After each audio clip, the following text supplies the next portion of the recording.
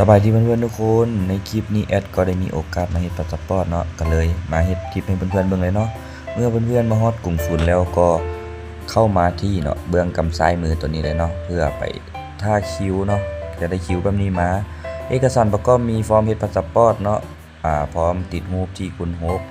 แล้วก็สัมมโนครัวก๊อปปี้แล้วสัมมโนครัวแท้ไปนำเนาะเมื่อเพื่อนๆได้คิวแล้วเนาะก็มาที่ตัวนี้เลยเนาะห้องตัวนี้เลยเนาะห้องสัมภาษณ์ก็ข้อมูลเนาะเพื่อเราจะไปกรอกข้อมูลตามฟอร์มเขาแหละเนาะเพื่อไปถ่ายรูปจำโปมือเนาะเมื่อเพื่อนๆสำเร็จแล้วเนาะเพื่อนก็จะให้ใบจ่ายเงินตัวนี้มาเนาะซึ่งเราก็จะได้มาอยู่นี่เนาะจ่ายเงินห้อง33 34เนาะก็คือเราจะได้จ่ายเงินตามนี้เลยเนาะก็คือค่าจ่ายจะอยู่ประมาณ 860,000 กีบเนาะ40 เหรียญเนาะ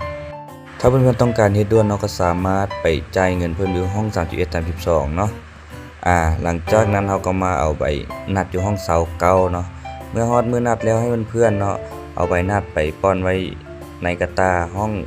ป้องเสา4เนาะแล้วรอเพิ่นเอิ้นชื่อเนาะอยู่ห้องเสา3เนาะไปเอาห้องเสา3หลังจากนั้นเราก็ได้พาสปอร์ตเนาะก็คือเฮ็ดด้วยตัวเองง่ายๆเนาะ